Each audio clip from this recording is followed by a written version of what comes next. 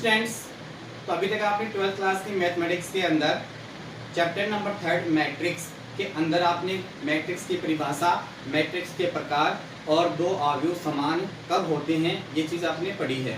तो सबसे पहले आपने पढ़ा है मैट्रिक्स।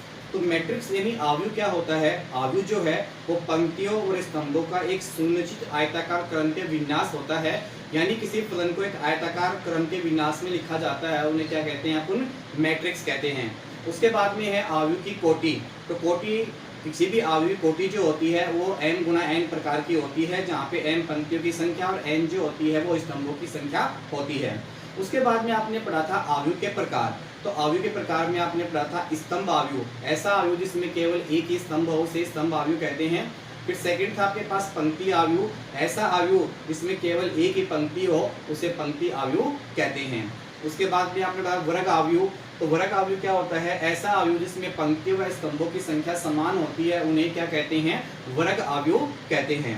विकीर्ण अवयव, ऐसा अवयव जो अपने आप में एक वर्ग अवयव होता है, परंतु इसके विकीर्ण के अलावा समस्त अवयव जो होते हैं वो क्या होते हैं? शून्य होते हैं, उन्हें विकीर्ण अवयव कहते हैं। फिर है अदिश अवयव। अदिश अवयव क्या होता है? ऐसा विकीर्ण अवयव जिसमें विकीर्ण के समस्त अवयव कैसे होते हैं? समान होते हैं, और बाकी के शेष अवयव क्या होते हैं? शून्य होते हैं, उन्हें अदिश अवयव कहते हैं। शून्य अवयव, ऐसा अवयव जिसका समस्त अवयव क्या होते हैं? जीरो होते हैं, यानी उसमें समस्त अवयव की संख्या क्या होती है? जीरो, उन्हें शून्य अवयव या रिक्त अवयव भी कहते हैं। इसे बड़े आकार के ओ द्वारा निरूपित करते हैं। दो अवयव समान अवयव कहलाते हैं यदि वे उनकी कोटियां कैसी हो? समान हो, और उनके संगत अवयव कैसे हो? समान हो, तो दोनों अवयव समान अवयव कहलाते हैं। अभी तक आपने ये पढ़ा है और आशा करते हैं कि सभी विद्यार्थियों ने इनको अच्छी तरह से याद भी किया होगा। आज स्टार्ट करते हैं एक्सरसाइज 3.1। तो हमारा एक्सरसाइज 3.1 है। इसमें फर्स्ट क्वेश्चन है,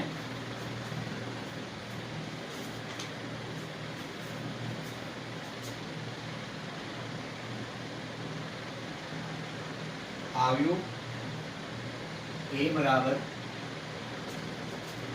2, 5, 19 माइनस 7, 35 माइनस 2, 5/2, 12 है, √3, 1 माइनस 5, 17 के लिए ज्ञात करना अपने को। के लिए ज्ञात कीजिए। तो इसमें फर्स्ट क्वेश्चन ज्ञात करना है अवयव की कोटि।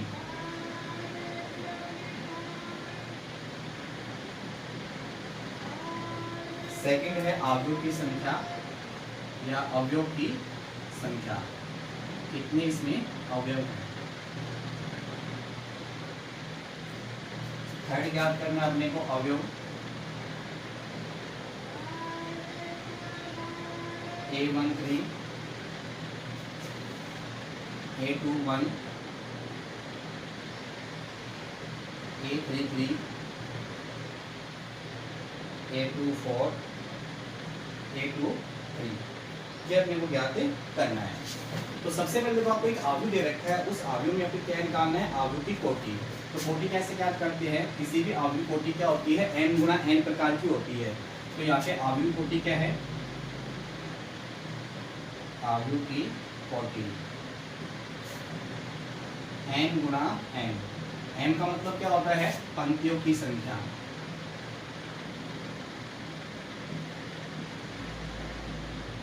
गुणा स्तंभों की संख्या।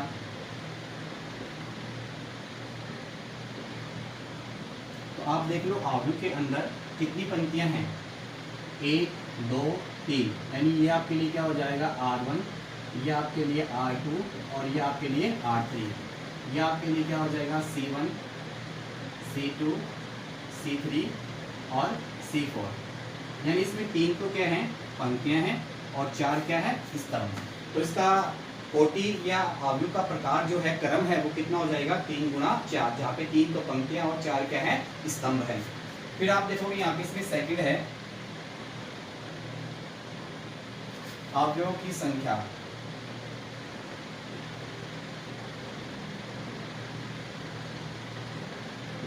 अवयव की संख्या ज्ञात करने के लिए पंक्ति की संख्या और स्तंभों की संख्या को गुणा कर देंगे तो हमें क्या प्राप्त होगी, अवयव की संख्या प्राप्त होगी। तो 4 की है 12, गिनने से 12 अवयव है, 1 2 3 4 5 6 7 8 9 10 11 12।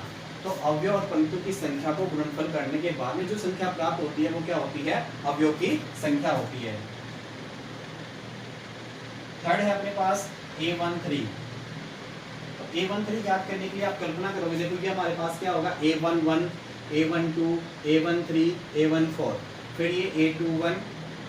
तो आपको ज्ञात करना है A13। तो A13 की वैल्यू कितनी है यहाँ पे 19, कोमा फिर आपको ज्ञात करना है A21। तो यहाँ से स्टार्ट होता है A21 का मान कितना है 35। फिर है A33। तो देखो ये A31 A32 A33 की वैल्यू कितनी है -5। फिर आपके पास A24 24। तो A21 A22 A23 A24 की वैल्यू कितनी है 12 है। उसके बाद भी आपके पास A23 A21 A22 A23 5/2। इस प्रकार से क्या है आप अवयव की संख्या भी ज्ञात कर सकते हैं। नेक्स्ट क्वेश्चन है सी में,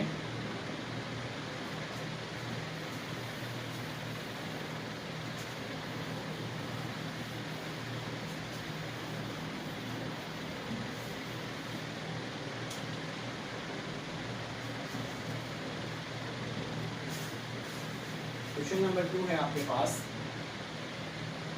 यदि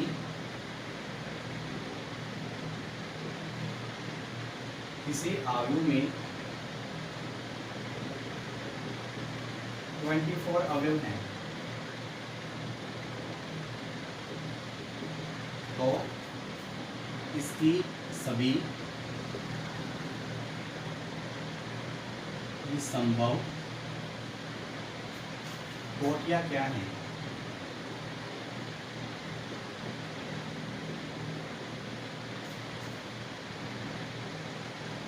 यदि इसमें 18 अवयव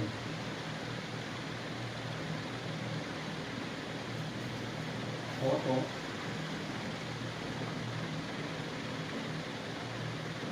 कोटियां क्या होंगी।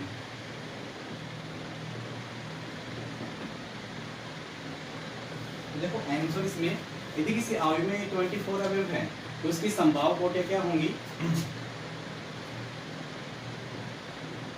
आयु की संभावित कोटियां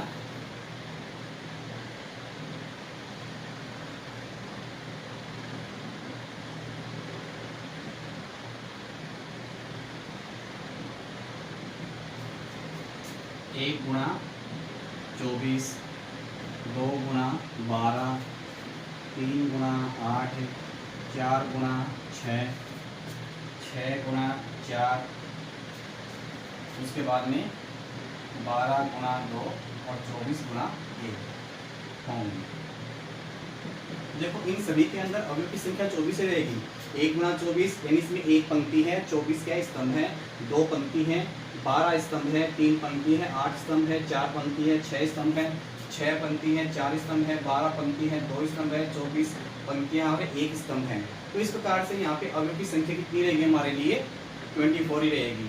सेकंड पूछा है 13 के लिए, तो आयु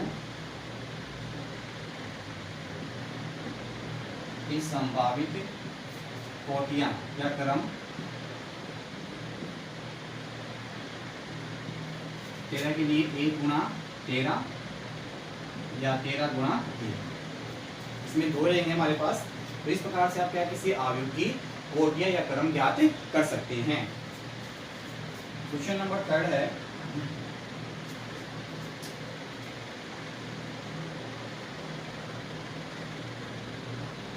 यदि किसी आयु में 18 अवयव हैं तो इसकी संभव कोटियां क्या होगी, यदि इसमें अवयव कितने हो 5 हो तो कोटियां क्या होगी। सेम क्वेश्चन हो गया हमारे लिए।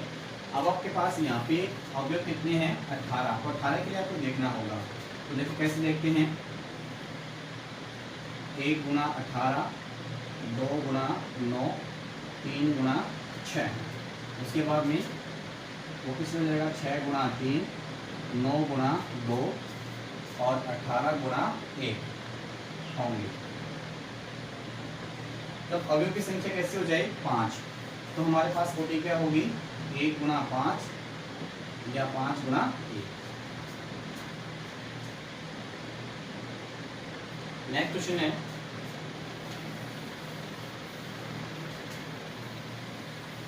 Question number 4। एक 2/2 आयु A इक्वल AIJ की रचना कीजिए।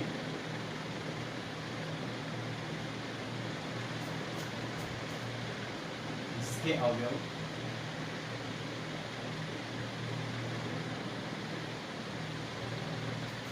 निम्नलिखित से प्राप्त होते हैं।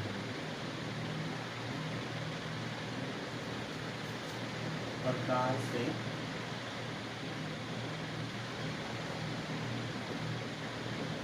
प्राप्त होते हैं।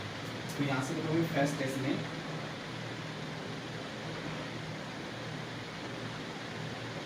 AIJ equal I plus J की पावर 2 अपॉन 2 और सेकेंड है इसमें AIJ equal I upon J। Third है इसमें I प्लस 2J अपॉन 2 का होल। तो करना क्या आप लोगों को 2/2 का एक मैट्रिक्स याद करना है।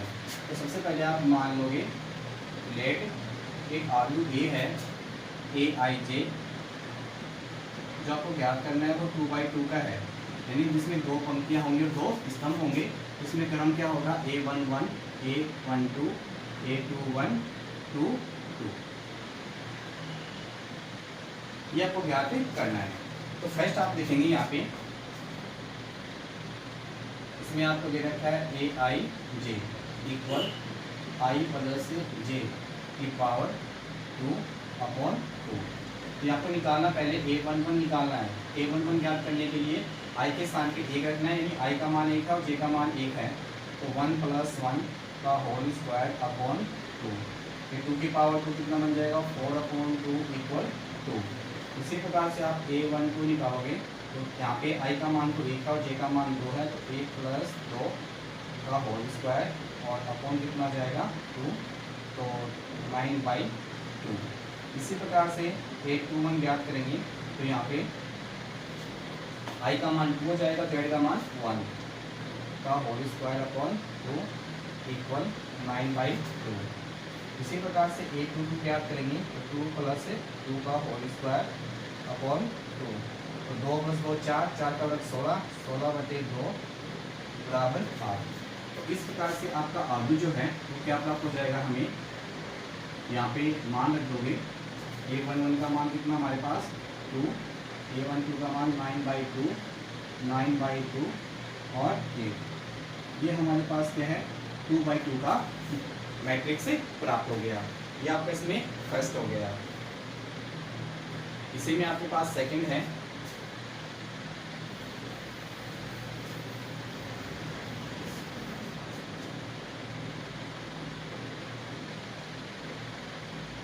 AIJ I/J। तो यहाँ से आप देखोगे A11 ज्ञात करेंगे तो 1/1 इक्वल 1, A12 ज्ञात करेंगे तो 1/2, A21 ज्ञात करेंगे तो 2/1 इक्वल 2 और A22 ज्ञात करेंगे तो 2/2 इक्वल कितना जाएगा 1। तो इस प्रकार से आप देखोगे आपका जो मैट्रिक्स है वो क्या प्राप्त हो जाएगा, यहाँ पे 1, 1/2, 2, 1। ये हमारे पास 2/2 का मैट्रिक्स प्राप्त हो जाएगा। इसी में आपके पास थर्ड है